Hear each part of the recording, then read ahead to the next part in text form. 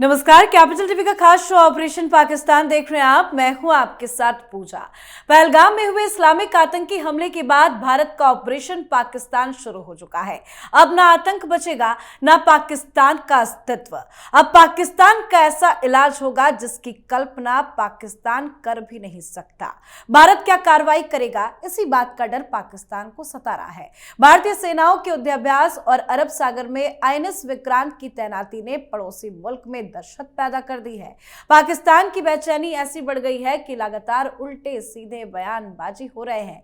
पाकिस्तान ने अपना एनएसए तक बदल दिया है और आसिम मुनीर अपनी जान बचाने में लगा हुआ है।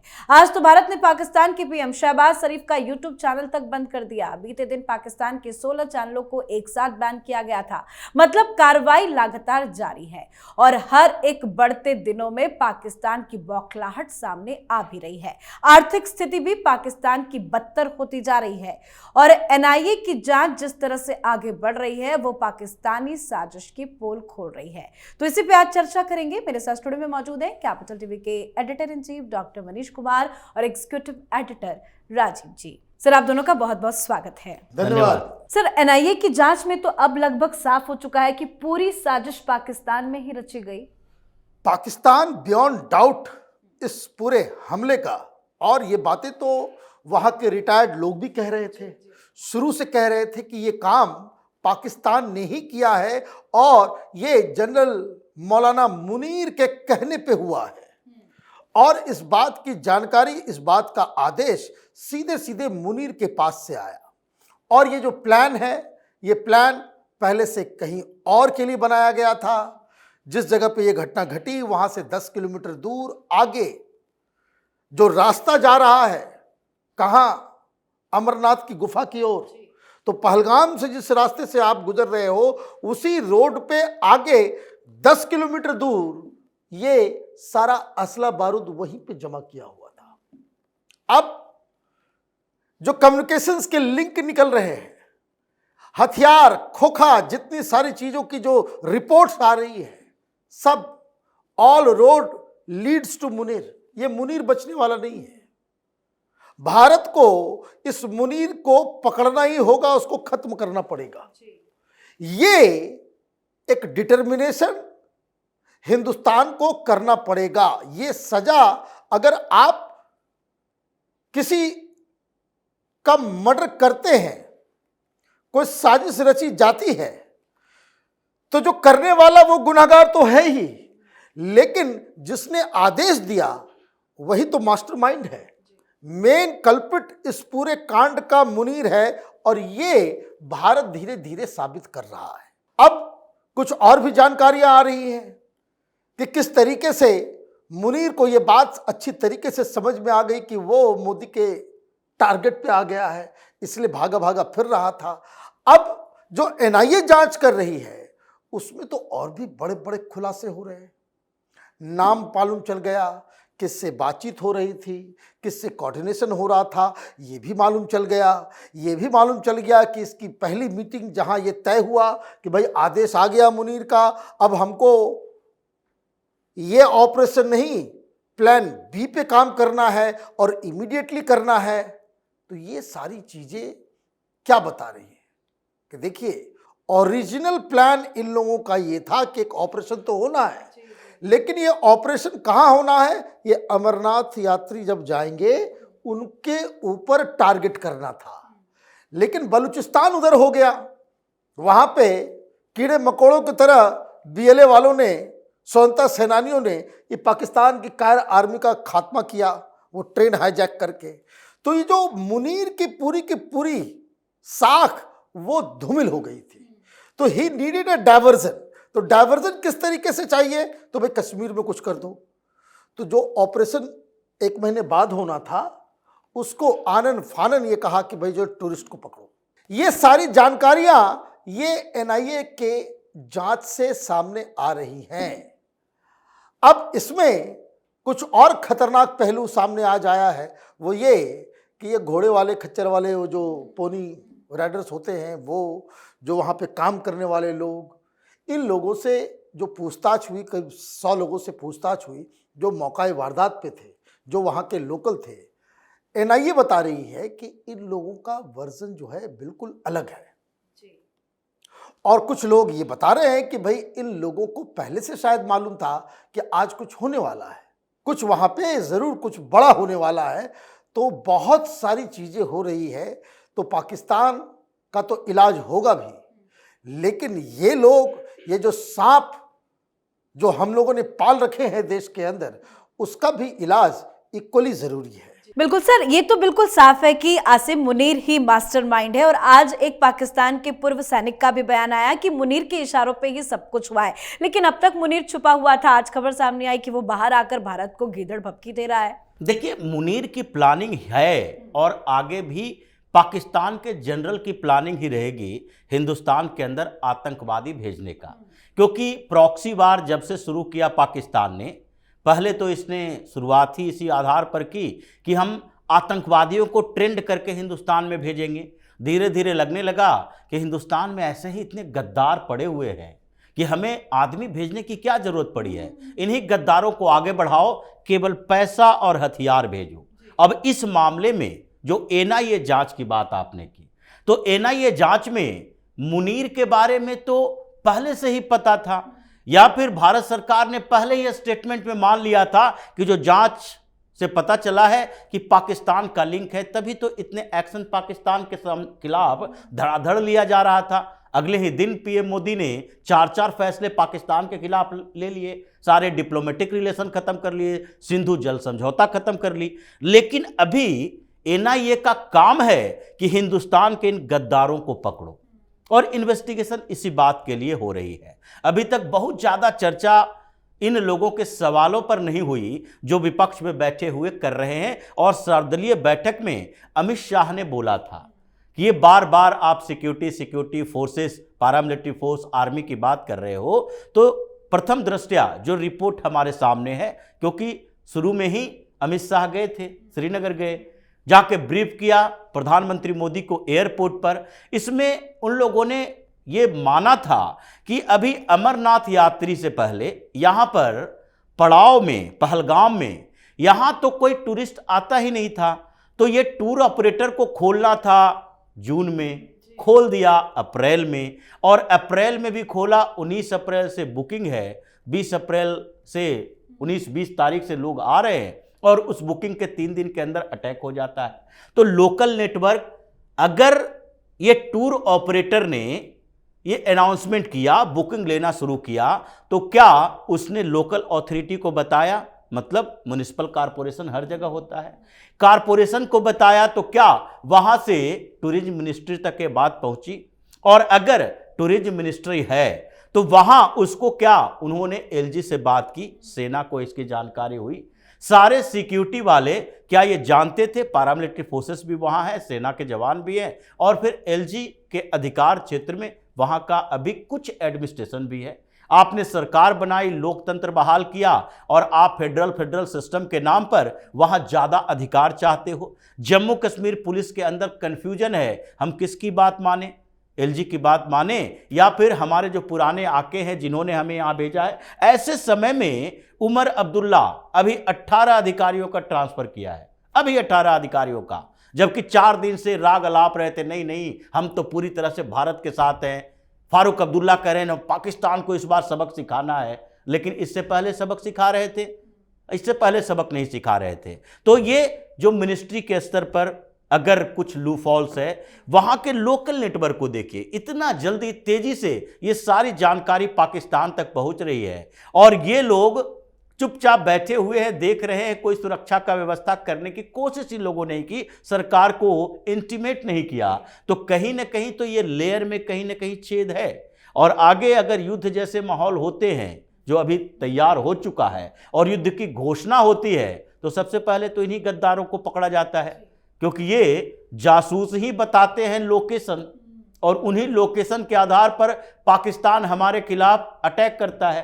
तो इन लोगों के ऊपर कार्रवाई तो होगी, इसलिए एनआईए की जांच धीरे धीरे बढ़ रही है। पहले लोकल लोगों से पूछताछ की गई, जैसा 100 लोगों से ज़्यादा से पूछताछ की गई है, और उनके वर्जन को देखा जा रहा है। कुछ लोगों ने 2 दिन में अपने बयान बदल दिए, कुछ और कह रहा है, और यहाँ जो टूरिस्ट बचकर वहां से आए हैं। इन लोगों ने अपने बयान में कुछ और बातें कही है। तो ये वेरीफाई किया जा रहा है कि सरकार के लेवल पर क्या चूक हुई है। सरकार का मतलब ये केंद्र सरकार सिर्फ नहीं है, यूनियन टेरिटरी है, तो सरकार तो उमर अब्दुल्ला की है, मंत्री तो उनके हैं, और मंत्री के नेतृत्व में ही सब काम हो रहा है। कारपोरेशन जो लोकल अथॉरिटी है वो क्या एलजी के हवाले है।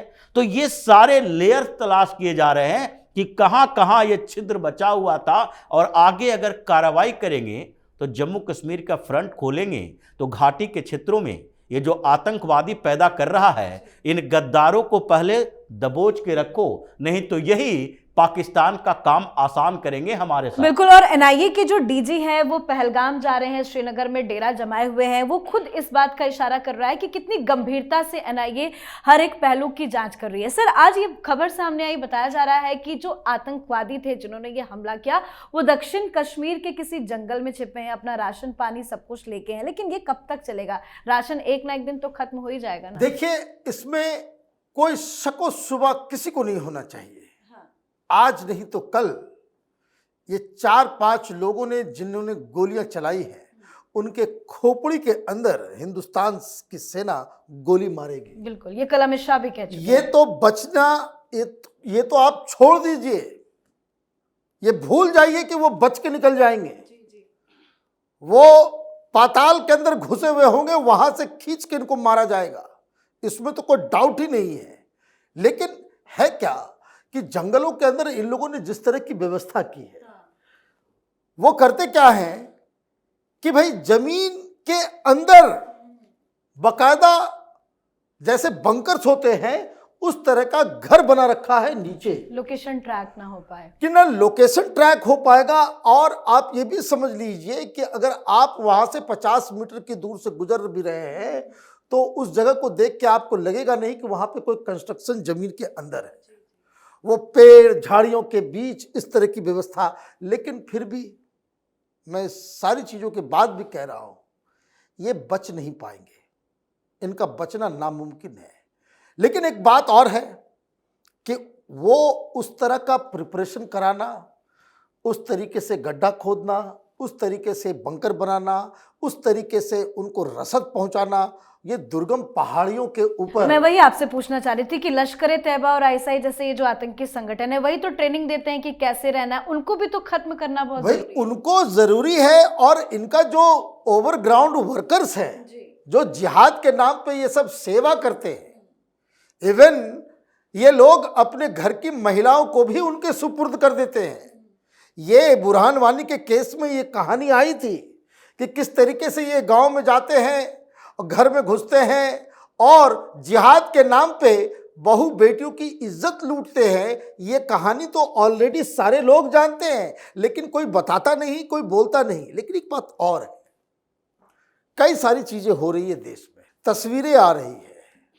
कुछ लोग, वो परिवार जिन्होंने अपने लोगों को छोड़ा है, की मौत हुई है, मैं नाम नहीं लेना चाहता, आपको समझ में आ जाएगा।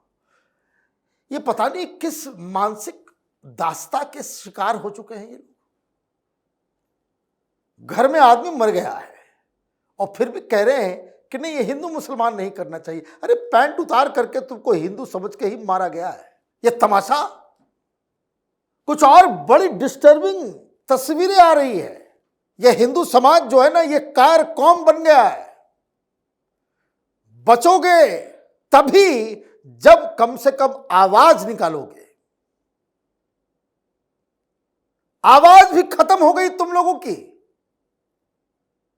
वीडियो बना करके शेयर कर रहे हैं, धक्के मार के बाहर क्यों नहीं करते उन लोगों को कि पाकिस्तान का झंडा नीचे कोई लगा रहा है, उसको कायदे से लोग आकर के उसको फाड़ के चले जा रहे हैं। आंखों के सामने तुम सिर्फ कायरों की तरह वहां वीडियो बना रहे हो। ये गद्दार हैं, ये सब गद्दार हैं जिनको पाकिस्तान के झंडे से मोहब्बत है। ये हर राज्य की सरकारों को ये काम करना चाहिए कि इस तरह के लोगों को उठाकर कटारी बॉर्डर के पास धक्के मार के पाकिस्तान भेज दो। हिंदुस्तान को लोगों ने धर्मशाला समझ लिया है, एक्सपेरिमेंट ग्राउंड है यहां।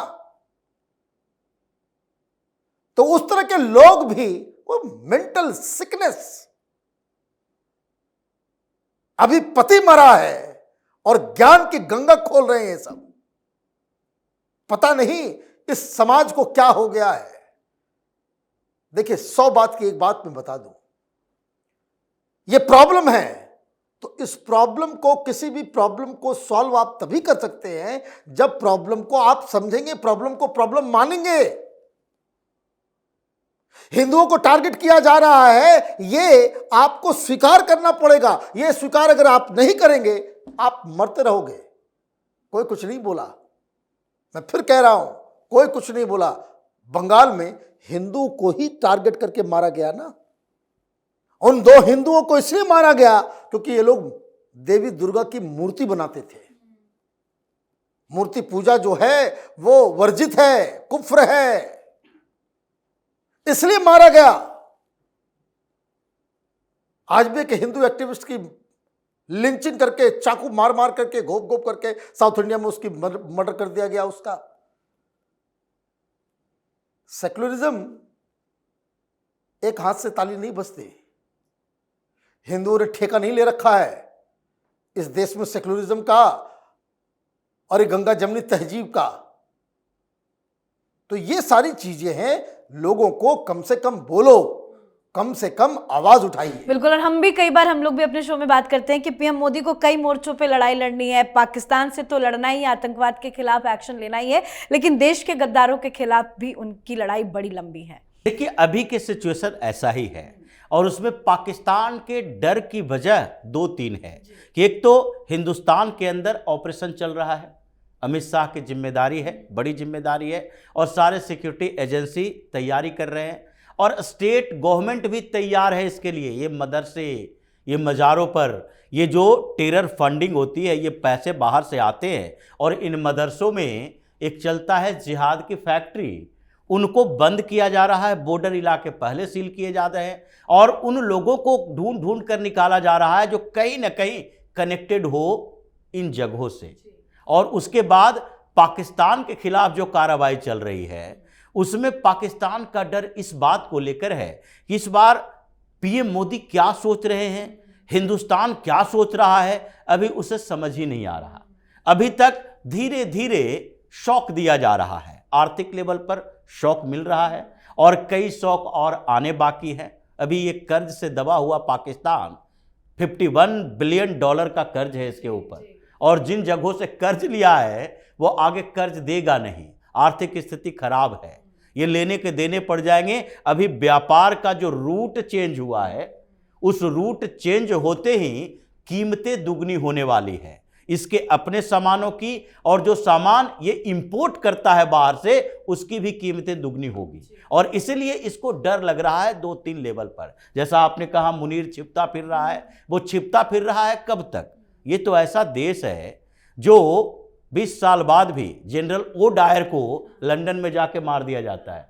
ये शहीद उधम सिंह का देश है। इसलिए अभी जो तैयारी चल रही है, डर इन लीडरशिप के अंदर है, जनरलों के अंदर है कि कहीं ये इजराइल का तरीका तो नहीं अपनाने वाला, कहीं मोसाद की तरह ये ढूंढ ढूंढ कर बाहर में तो इन लोगों का खात्मा नहीं करेगा। और डर पाकिस्तान के आर्मी जनरल के भी यही है कि ऐसा ना हो कि हम घूमते रहे पाकिस्तान में, कहीं जाते रहें, हमारे आसपास से ही कोई राइफल उठाए हमारे राम नाम सत्य कर दे।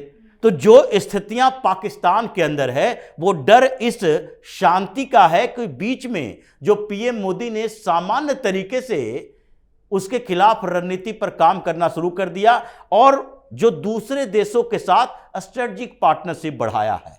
कौन ऐसे युद्ध के माहौल में पाकिस्तान ने एक भी डिफेंस डील की है? एक भी छोटी मोटी डिफेंस डील भारत ने क्या किया?